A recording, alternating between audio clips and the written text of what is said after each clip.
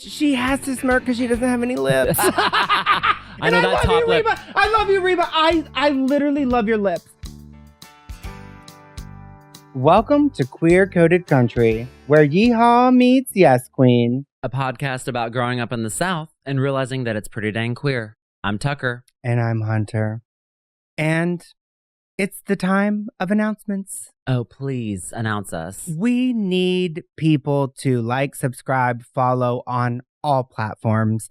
We've said it once, we'll say it again. Shoot your shot in the comments. Please. See how it goes. Rate us. Listen to us on Spotify. Find us on YouTube, Apple Podcasts. Literally anywhere you can find us and give us attention. Please. So, for the scorecard of the episode, okay, which our title holders are now familiar with, yep. But we're doing a little twist on this because tonight is the first ever QCCRL, which living is dreams. Our version of TRL. Yes. And speaking of living dreams, oh my God, please. Literally in 5th grade in Miss Colbert's class, okay, we had to do this like career day thing. Uh-huh.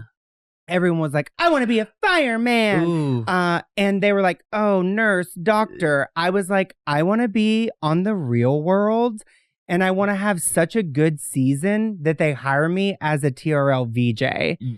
And that's queer-coded specifics, oh, honey. Abso-fucking-lutely it is. So to say that this episode is full circle, yes. Carson Daly, honey. Still would fuck. Yeah, still would fuck. Shout out. As Bo and Yang said in the song. But I think for this scorecard, let's intro with some QCCRL voices. Okay. So can you kick us off? Welcome to QCCRL, recorded here in New York City. Tonight, we are going to be reviewing our favorite music videos and hopefully your favorite music videos that have informed our queer experiences. Hunter, what can the title holders expect tonight? Oh, Tucker, we've got a great show for the title holders tonight. We have each picked our top 10 music videos that shaped us, and we are going to do a deep dive on them eventually. Yes, because, honey, we're busy. And so we've each picked our top 10, and one day we will get to all of them. So stay tuned. If you are a math person, that's 20 episodes of QCCRL. Honey, we just planned our 20 episodes right there. That's taking a lot of work out of our deal. And that's how we like to do it. Exactly. Because we're busy girls. But tonight, we're starting with the one that was the top of both of our lists. And that is Reba McEntire's Fancy. So to get into the scorecard, Tucker, we've got 10% looking back and finding the humor in things that were once traumatic. LOL, my mom sent me out into the world to become a sex worker. 20% realizing things. Damn, my mom sent me out into the world to become a sex worker. 20% yeehaw. Holy shit. My mom sent me out into the world and I done left that rickety shack. 20% yes, queen. Sis, I charmed a king, a congressman, and an occasional aristocrat. And 30% the intersection of where yeehaw meets yes, queen. And honey, I might have been born just plain white trash, but fancy wasn't my name. Oh my God, my pussy's throbbing. Oh my already, God. Literally, because I love Fancy so much. So just to quickly recap out of our characters as VJs. Yes. Miss Colbert, if you're listening. Shout out to her. I hope you saw me. She didn't. So we did decide on 20 music videos that shaped our entire life. Right. We don't know when we're getting to them because what? We've got longevity, bitch. We are keeping you interested for future episodes. We're going to reveal them one by one. But when we sat down to do this list, Reba, our girl, our queen, and we have done a deep dive on many of our queens, but we haven't done one on Reba, but she is so foundational to this podcast and to our friendship. Yes. That we haven't paid enough respects. It honestly feels like she's just such a part of us. Yeah. that we didn't need to call her out in the way that we did others. Yes. And then standing back from a looking glass, there stood two faggots that needed to pay respects to Reba. And this is the best way to do it, through a song, through a music video that means so much to us. And also, for a later date, we'll talk about my bad Reba McEntire tattoo experience. But until then, how's your mama now? My mama, man, I'm locked in. For some reason, I am feeling like on top of the world these days. Oh my and God. Who knows why that is. It's because you topped recently. Maybe so. Maybe so. Maybe you're feeling on top maybe of the world. That is like why I've been feeling like a little locked in. I feel like I've been like on top of things, which is not my normal Baby, state. we know. But so yeah, I'm feeling good. How's your mom and them? I feel absolutely unlocked. Okay. Bitch, I had a wreck. Speak on it. You did have a wreck. I literally got plowed by a Denali 4x4 truck with a fucking lift kit in Arkansas.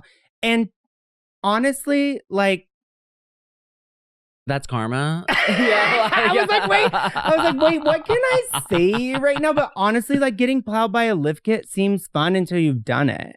And maybe karma isn't the word I'm looking for. It's like metaphorical. Yeah, it's like maybe a Denali lift kit is going to plow something else soon. But until then, I've had to go to PT. I'm getting cupped. I'm getting fucked. Well, not by the PT. But I also am having esophageal spasms.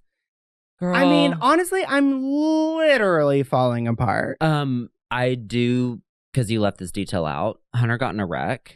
And leaving La Huerta. Exactly. With my cheese dip. In our college town. And my first concern was if my cheese dip was spilled. Right. And as the Southern woman that I am and the values that I have, I had to do nothing but care for you. So I made you the iconic Sueran recipe. The sausage and rice casserole. And I ate the whole thing in one night, stoned with my muscle relaxer. So if you get in a wreck, just, I got a casserole waiting for you.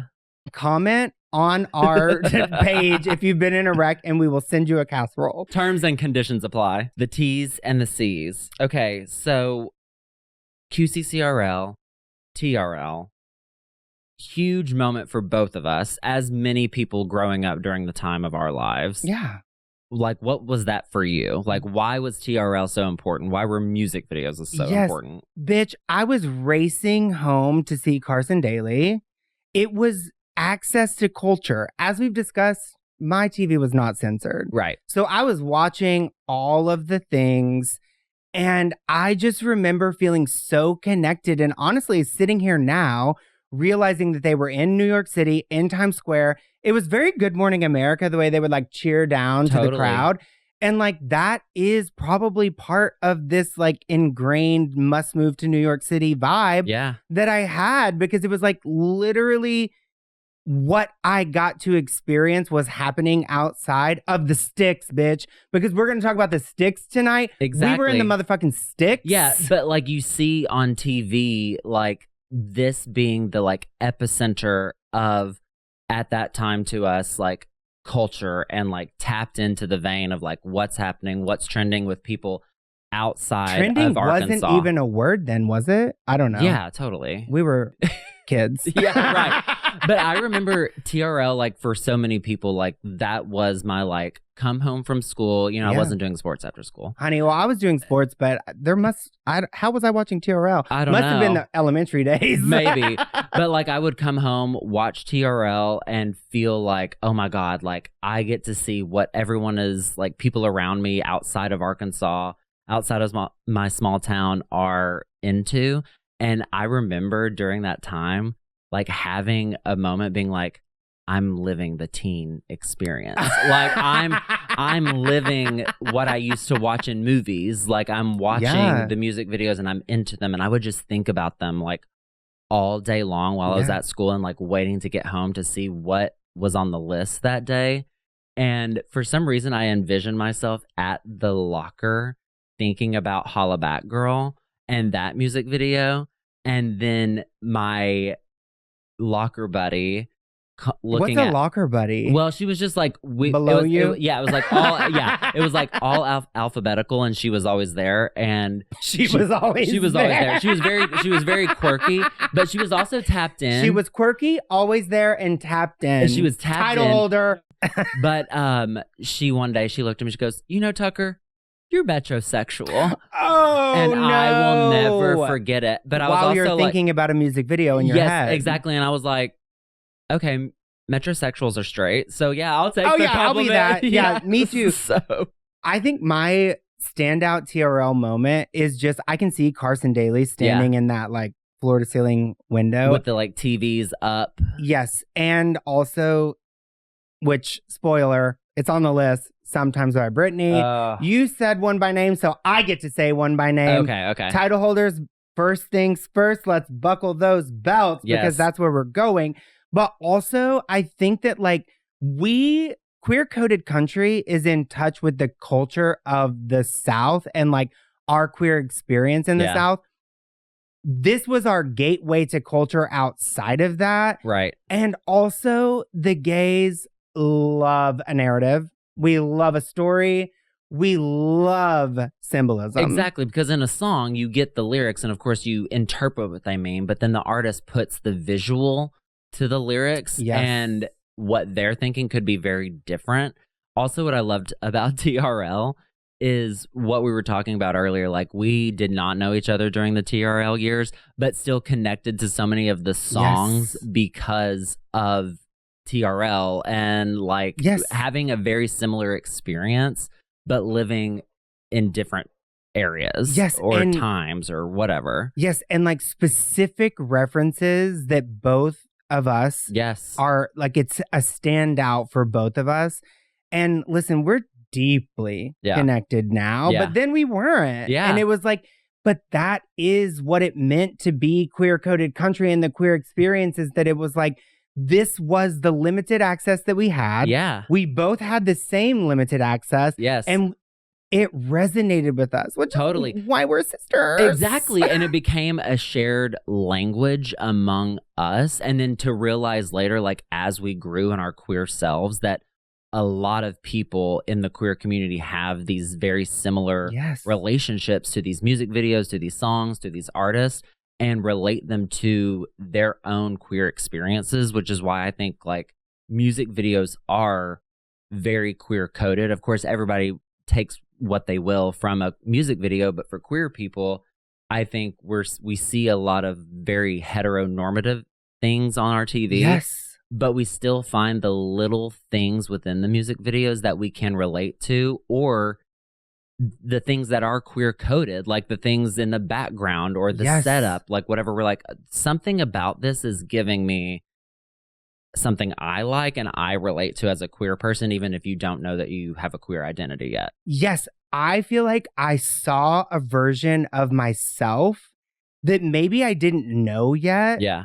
Or maybe because I saw it, helped me discover it. Exactly. It was like, there was something there, and it's almost like hard to describe. It's like a feeling. Yeah. It's like a feeling of like, oh, there are things happening in this world that I connect to. And bitch, this is what the podcast was gonna be about. And that is, music does that in such a way that really helps bind people together. And to your point, this is why we created the podcast, because we realized on our friendship, the like cornerstone of it is relating to and loving our 90s country divas, the songs, the music, and really realizing, oh my God, we had a similar experience and we lived it and loved it through the music videos. We realized things. Exactly. 10%. Well, and 10% of it, but we also like, as we were talking about this and realized, Hunter and I recently rewatched Fancy for multiple times. We've seen it a million times throughout our lives, but rewatching it, we were like, oh my God, this relates to us more now than ever. And so we were like, okay, producer Sammy, have you ever seen the music video? And we were like, the symbolism, everything that relates. And we watched it, and Sammy was like, we're talking about symbolism, but I think it's pretty direct. I think it's pretty clear. I think it's pretty clear. I see it pretty clear. And we're like, well, actually, yes, it is very much a video about a mother who sends her daughter off to be a prostitute. And that's what you're seeing. So for title holders, if you haven't seen it, but you've heard it, the video is someone returning home. Yes. They are fancy, just like me. We get a full name. In the song. We don't know her full name, but in the video, Fancy Ray Baker.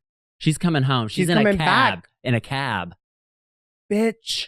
Coming back to that rickety shack. And the thing is that it is obviously about prostitution. Right. It is very clearly about this mother's struggle and all of these things. Yeah. And so, producer Sammy, you weren't wrong. It is very obvious. Yeah. But it is so much deeper for us. Like, I saw myself in this. I thought this was me. I literally, probably without knowing, modeled my life after Fancy Ray Baker because I wanted to walk home and prove to people that I had fucking done something with my goddamn self. Because it's a song about survival and taking your circumstances and turning them into gold and using them for yourself to get yourself to where you want to be. If you don't know the song Fancy, it's about this mother who is really raised in extremely dire circumstances. Dire straits. Honey, as they would say in Arkansas, dire straits, baby. It was dire. It was dire straits. And she was sick and she had this baby and then she had Fancy and she was like, I don't know what to do about my daughter. And so she sends her daughter out to become a sex worker. To charm a king, a congressman, and an occasional aristocrat. You got it better than I do. I cannot say an occasional aristocrat. I know. I was so looking forward to reading you down in the intro, but you got it, bitch. She ate. But no, literally, like it is. So when we've watched it a million times, we've been looking back in a looking glass. And then I loved it because I saw myself in it. I was like, I was fancy. I was going to get out. I was going to do whatever. Now I look at it and I'm like, oh, I love this because prostitution should be legal, covered by insurance, and everyone should get to experience a free and like invigorating sexual experience. And I know that that's not totally what this was. Right. But at the same time, it's like these decisions are important. Right. Okay, so I fell in love with Reba because of my cousin Catherine, who loved Reba, and we always talked about it. And she introduced me to so much music growing up that she was like my older cousin. She introduced me to music, and that's how I discovered Fancy. And I fell in love with it. It became an obsession. Like, it eventually became the connection that you and I had over this song. I know we've done it for karaoke before. Oh, bitch. Yes. At the with Kentucky producer Derby. Sammy. Absolutely. And it is just like such a song of like hearing it for the first time and being like, damn, like, oh my God, this is crazy. She turned her daughter out for sex work and prostitution. But then sitting with it and realizing later, I'm like, what I don't take away from it is the prostitution part, but I take away from it survival. The power, like, because that's the thing. So like you learned it through your cousin Catherine. Reba was a staple in the horse show community. I believe it. And so I was surrounded by Reba. And this was one of the specific instances that I've talked about where it was like allowed to obsess over a song because the whole culture was into it. Yes. And that's the thing about this song. When it starts, your whole body shakes, honey. Yeah. If you're not getting fucking wet over the opening chords of this song, then what are you doing? So I was surrounded by it, but I was also surrounded by Reba's work. Yeah. And this is the part where we have not done our girl the justice that she deserves. But like Reba was a pioneer in telling stories, short stories, if you will, through music and speaking about experiences of women. I think now in today's music culture, people are writing about what happens to them. But that's because there are way more artists who have stories to share that are allowed to share them. And in the fucking 60s, 70s, 80s, Reba was speaking on behalf of the community that she represented. Right. And was literally a trailblazer in this specific art form of storytelling. Yeah, and especially through music videos. And like we were saying, like you take one perspective of listening to a song, but then seeing it on video and in TV, like you get a whole other takeaway. And obviously, like she has her perspective on it, but to see it visually really sends the message home in such a big way. And watching that music video now compared to knowing the song, I'm like, I relate to this song more than ever, not because I was turned out for sex work. LOL, my mom turned me out to be a sex worker. Sorry, Sue Aaron. But she obviously like didn't, but like I relate to that story of like taking your trauma and making it your gold, like I was saying, and making it a story of survival, and it's just beautiful. Yes, and there is not a single thing that describes queer-coded country more than the evolution of our experience with a song like Fancy. Yeah. The very first time we heard it until now. Yeah. And all of the touch points along our life in which we got to experience it in a different mind, like a different headspace, a different mindset, a different like therapy, honey. And honestly, that's art. Yeah. Well, and that's why we want to do the music videos. But in the music video, like Fancy Ray Baker has become this like icon and star. Is that inspired Sugar Baker? Fancy Ray Baker? Honey, queer-coded country conspiracy theories. We're researching. We'll get back to you. But she comes home. She's a famous celebrity now, and she's recorded all. Yeah, exactly. She's recorded all of her music. She's in a cab. She's coming back to her home, the rickety shack, and the cab driver is obsessed with her. But she wants to come back and connect with the house that built her. Bitch! Connected. Bitch. Stop it. Because we were going to go into motherfucking symbolism. Yes. And the motherfucking first thing I have on my note card is it was the house that motherfucking built her. Even if it's a rickety shack that built you. Oh, that is what is important. But she goes home and she reconnects. I guess we're getting into it, to the symbolism, because, oh my God, I'm pissed. Oh my God, the house that built her. She is going back and she's remembering, and she's going back to her hometown and being like, I remember the moment that I became Fancy. The Fancy that transformed my life. And the moment that my mom realized that she had no other alternative but to send me out to do something to make my life better, even if it wasn't necessarily what someone would say is the conventional way of like building your life. And so it's these visuals of her remembering her mom. Fancy. I swear to God, if you keep taking every part of this episode from me, I'm literally going to take these boots and shove it up your asshole. Excuse me for being clairvoyant. Clairvoyant Danes. Wait, that's a great drag name. That's a great drag name. Okay, let me have the goddamn mic for a motherfucking minute. Because it is the house that built her, and the other connection to our fucking life in all of this is she says, your mama's gonna move you uptown. And if that's not a motherfucking pageant mom, what is? Oh, absolutely. And what we were talking about earlier too, when Sammy was watching, I was like, well, it's pretty on the nose. As Beyonce would say, you are the visuals. Oh, bitch. And literally that's the symbolism, is not necessarily what's depicted on screen, but the symbolism of seeing that and relating it to our life. And whether or not someone or our experience got jettisoned into sex work, it was jettisoned into the world and fighting for your own and realizing you had to make it work. Well, I think this is one of the things that I've like really come to know in my therapy work and in my evolution is like, I didn't realize, because it was so normal, that like I really did actually grow up around a significant amount of poverty. Right. And that just felt very much like it was the neighbors. It was, it was like, it was not a thing. Yeah.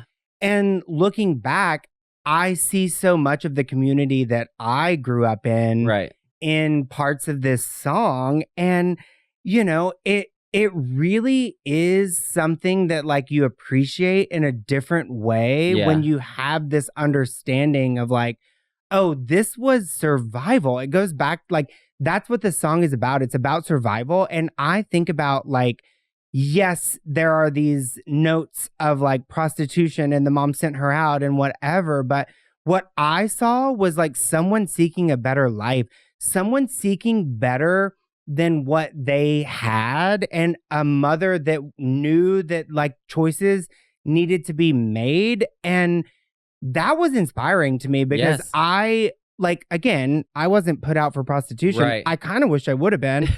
Capitalism is not for me, but prostitution would have been, honey. Look at this, honey. Baby. This ass is thick, baby. I wish I would have been sent out, but I wasn't. And so because I wasn't, I did. Where are you going? I have no clue. But because I wasn't, I did have to, understand those who were. Yeah.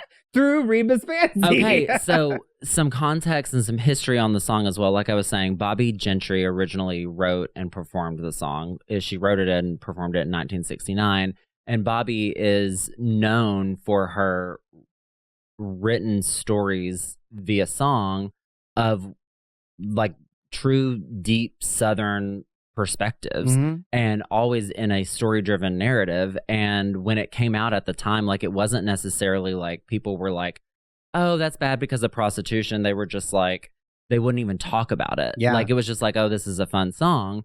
But to have Reba do it later and then it picked up on the controversy and like being like, oh my gosh, like why are we talking about sex work and like glorifying it via song? And both Bobbie in the 60s and 70s and then Reba in the 90s in their interviews talking about the song always specifically talked about Fancy won.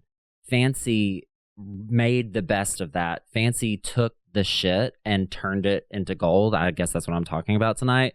But they talk about her strength and resilience, and that's the focus of the song. It's not the fact of how she got there.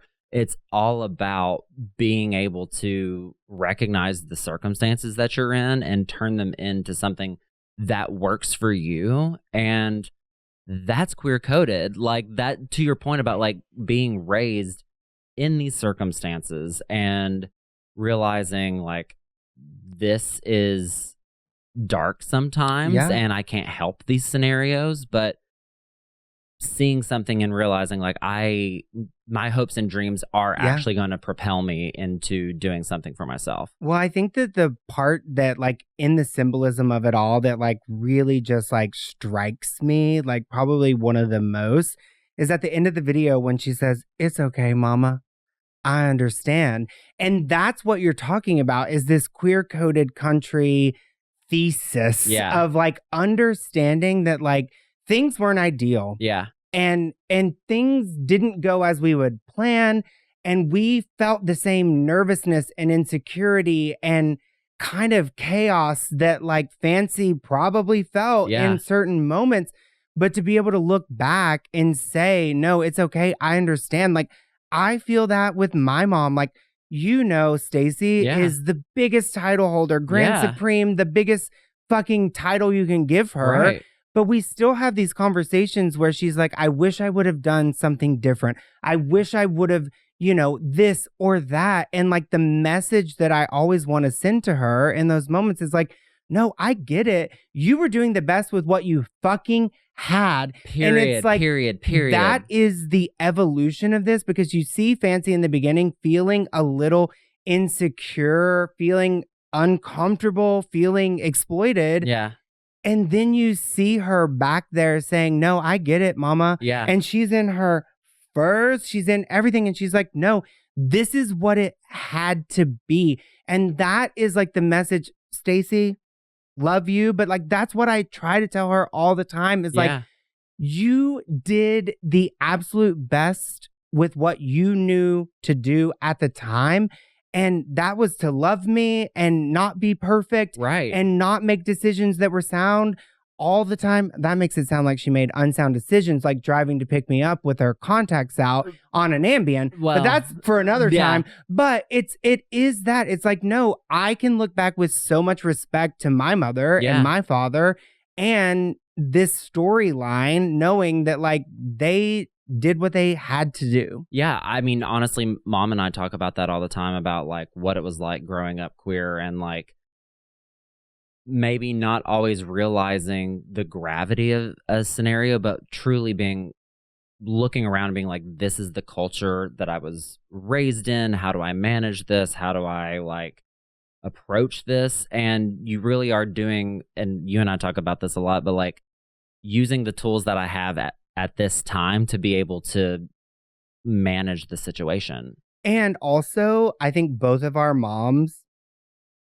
in the grand scheme, like there were all of these nuances. Yeah. But they lived one of the lines of this song that is the biggest part of the symbolism for me and like sticks with me today. To thine own self be true. Baby. And I wasn't listening in church, but I was listening to Reba. Yeah. I mean, honestly, like that is like the biggest part of it is like her mother gives her this gift of the value of keeping true to yourself despite the circumstances that you may have to navigate to be able to live your true self, which to thine own self be true, Shakespeare. Let's just give our credit where credit is due. Honey, Shakespeare? Well, and I also want to say too, like, God, they didn't teach me that. To your point, and kind of what we're dancing around too is like, does the concept, does it hold up? Do the themes hold up? What do you think? I mean, I literally get a little irate about this, thinking about like what would happen if this came out today. Yeah. And it, in so many ways, is a story of empowerment, of resilience, of all the things that you've said. Not me giving you the fucking presidential fucking hand talking about Reba. But I think that in today's world, we've like gotten a little lost. We've lost the plot. Yeah. Because I think that like in that time, again, I go back to the fact that this was an anthem that was on everyone's lips, honey. Even, no matter how small they were. Preview.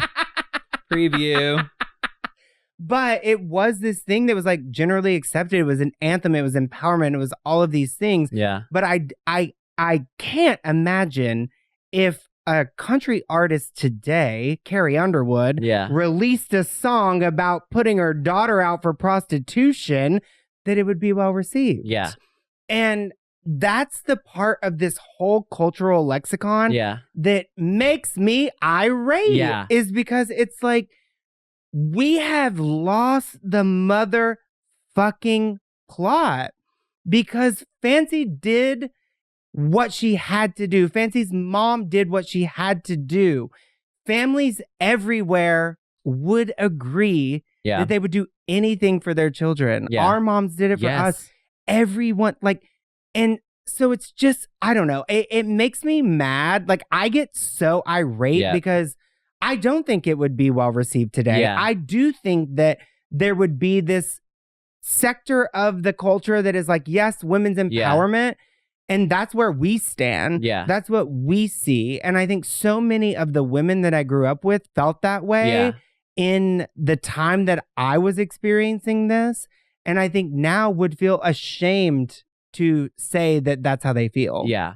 And I think like when I think about it now, and if it came out now, and to the question of like, does it hold up? I mean, my answer is yes. It holds up because 1969, 1990, 2025, if it came out now, the story is just a symbol about getting out and doing what's best for you if you know that this person has potential beyond what their present their present day circumstances are. And the fact of the matter is, like, a lot of people grow up in circumstances that they didn't ask for. that they don't necessarily deserve. And that is always going to relate. And if you don't like the message or the medium or whatever, too damn bad, talk about it, cancel it, whatever. Like, the people that need to hear it will hear it and will relate to it. And I mean, I also think about, like, if we're talking about Fancy and like how she put her daughter into sex work, like, I think about like our trans siblings and women who have had to make no other choice but to enter sex work in order to survive. And like, that is what I take away from it. And cancel it, like I said, like, that is the reality that so many people in the queer community have faced. And do they always deserve it? Did they always have a choice? No, but they made the best out of it. We have victims to it, unfortunately, and would never wish that on anybody. But like, the reason that survival. the reason that the music resonates, and the reason that it is important to continue to write these songs, use these messages, use these symbols, are to give people hope to know that they can be the person that they want to be. And that's what I take away from it now, is like, oh, LOL, it was funny just being like, she's a hooker. Yeah. But like now being like, no, damn, she was just doing the best that she could. I'm going to take a deep breath before I talk about this, because it is something that I get really heated about. Yeah. But like, my hot take is that the Southern women and men that I know, people in my family who have done whatever it took to survive. My grandfather got arrested for fucking tax evasion, and my family lost everything. Yeah. And they had to figure it the fuck out. And they did what they had to do. And they made themselves. No, that's not where we're going. But it's like, these people that are so like in the conviction of like, we do what we need to do to support family. Yeah. That are also cheering on ICE deporting people, that are cheering on ripping families apart, that are cheering on the destruction of the trans community, who is just out there doing what they have to do to survive. Yeah. And it's like, at the core of queer-coded country, but also of our small towns, is survival. Yes. It is a class system that worked against people that were doing every fucking thing that they could to make a life better for their children than it was for them. And that's what my parents did. That's what your parents did. That is what the message of this song is. And that's why I say we've lost the fucking plot, because my uncles are out here fucking celebrating families being torn apart. Yeah. And I'm like, you would do the same motherfucking thing for your family. Right. And that's where it, like, that's the whole part of listening to this. It came out in 1990. Yeah. Wasn't even born. Right. And then to hear it now, and like, my evolution with this song is like with my evolution of the experience of being born plain white trash, but wanting Fancy to be my fucking name. Exactly. So with that, we've gotten deep. But I think But I think we should list off what our favorite moments were from the Fancy music video. Okay, yeah, I agree, because I was about to take us to a dark place. Oh, okay. And that's not where we want to go. No. We want to be light and love. I cheated on the assignment, and I did some like top lyrics and top moments. Okay. But I have to say, to get us started, the hair, body, face of the music video, specifically the hair. I mean, it literally... Is that a chignon? It's... Do you think? It's literally in orbit. Yeah. Like, the hair is herring, and I like the profile. I give me that. So similar to that, one of mine is the sunglasses. Like, I mean, hello. The sunglasses in the back of a cab. Honey, going home. And the nerves. Going home. Oh, I'll be a while. Yeah. Oh, just leave the meter running. I mean, also too, like, just the energy. Yeah. That I do think I noticed tonight. There's a tension. And watching her come home done up, Yeah. I dress when I'm home. Yeah. I make a statement. I want people to know that I'm there. Yeah. And I think that's because of this music video. It's deep in my brain. Right. To reconnect with the place, but also show who you are now. Yeah. What are some other top 5 standout moments? So one of mine is what we didn't get in the music video, which was a roach visual. And the fact that the roach crawled across the toe of her high-heeled shoe after she received the locket. I mean, we get the picture. We don't need to see it. We don't need to see it. I just love the fact that we're talking about roaches in this song. And honestly, we live in New York. Yes. And we're familiar with roaches. Honey, I've seen 1 or 2 in my apartment. I mean, Gattaca's right there listening to the podcast live. Hey, boo. Gattaca is the mouse that lives in my apartment. Another thing that I think you will relate to, and I'm curious to see if it was on your list, when fancy Ray Baker is sitting outside reading a magazine. Bitch, Honey. I remember I would buy Cosmopolitan magazine for my flights. 1, because I wanted to read it. Yes. And 2, because I wanted people to know I was gay on a flight. Yeah, hello. God, the culture. Talk about access to culture. Reba, this video was our access to culture, but that magazine was Fancy's. Oh. Gag. I could go on, but I'm not, because it's going to be a whole other thing. Okay. My thing with this video is that this only just solidifies Reba as the smirk queen of our generation. Okay, have you bitch, seen her smirk? Bitch, she has to smirk because she doesn't have any lips. I know that top lip. Reba. I love you, Reba. I literally love your lips. I love you. I love your lips. I love it all. But that's why she smirked, because she can't plump. Okay, so give me your best Reba smirk. That wasn't good. I liked it. Give me your best Reba smirk, you cunt. And I ain't done bad. Oh, well, you got to sing in yours. Let me try it singing. Okay. And I ain't done bad. And I got me a Georgia mansion in an elegant New York townhouse flat, and I ain't done bad. She's so smirk queen. Okay, wait, but also speaking of smirks and like being done up, I love the scene where we're doing the eyelashes, yes, the makeup, the lip. It reminds me of Lady Gaga hair. I am my hair. I am my hair, like getting done up. Yes. Representation, representing yourself in the best way possible.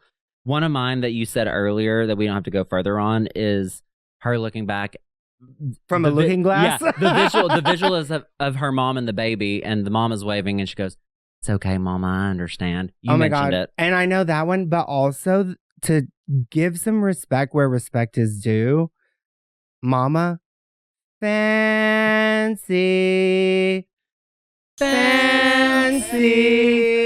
I mean, that honestly alone deserves an Oscar. The echoes of her mother's voice. And I've got a final one. Bring us home, bitch. Okay. So the fact is, she's coming home. She's reliving her experience. But at the very end, you see a sign that says, "Keep out." Like, obviously, this is like a condemned property. And then it pans to a sign that says, "Future home of Fancy Ray Baker's home for the runaways. To thine own self be true." Quoted by her mother. And in the locket that she dropped and ripped off and then came back to. Oh my God. But and like part of why that I think is so amazing is that is why I think it's queer coded. And this is my parting shot is Fancy Ray Baker's home for the runaways is our queer coded country. And oh my God, that's what I was going to say because it is. Literally, like the fact that she is taking her experience and using it to inform help other people and give them understanding of how they can change their experience or at least go about it in a different way and realize that what came before like doesn't have to be now, and like owning yourself and creating community and finding community. Like that's what queer coded country is all about, is like finding the things that we connected with growing up and wanting to connect with others now. And that is what the Home for Runaways it was all about for Fancy. And honestly, I have nothing else to add to that because you did such a good job. But my parting shot is title holder. Sometimes you got to make something out of nothing. That's literally what my mom used to say. You got to make something out of nothing. And that, oh my, thank God I'm in glasses and my nose is bleeding and I've got all of these injuries and you can't tell that that's why I'm crying. Honey. Okay. Ain't nothing a little concealer can't carry. Honey, the concealer couldn't even fix this blood vessel. Okay, so should we yeehaw to Yes Queen? I think should we blow a kiss to Reba? I understand, Reba. Oh my God, Mom. I understand. Okay. This is the part of the show where producer Sammy will flash things on the screen that we have not seen, and we will rate them from yeehaw to Yes Queen. Yeehaw is not good. Yes Queen is not bad. It's just all a spectrum. Hello. Just like we are. Sorry, I fucked that up, but I'm emotion. Number 1, Rickety Shacks. Yeehaw. I mean, they're yeehaw, but they turn into Yes Queen. Yes. The fact that it turned into making something out of nothing. Making something out of nothing. That's yeehaw and Yes Queen. Clairvoyance. Can you define it? Yeah, clairvoyance is like mind reading and like future telling. Okay. So that's yes Queen. yeah. Reba McEntire. Both. Yeah, both. Honey, the higher the hair, the closer to God. Honey, the voice. Oh my God. She is the intersection of yeehaw and motherfucking Yes Queen. There's nothing I could have said better. Smirks. Yes Queen. I mean, honestly, it gives like, come fuck me, babe. It's a wink and a nod. It's a touch of corny. It's like... It's everything. Yeah. Mine wasn't, but yours was. I don't know. I couldn't really see it. And this is the part where we say, y'all come back now, you queer. Queer Coded Country is created and hosted by Hunter Poole and Tucker Travis. Edited by Chad Arnold. Edited and produced by Sammy Junio. It was red, velvet trimming, and it fit me good. Standing back from the looking glass, there stood a woman where a half-grown kid had stood. Here's your one chance, fancy, don't let me down. Dun-dun-dun-dun-dun. Here's your one chance, fancy, don't let me down.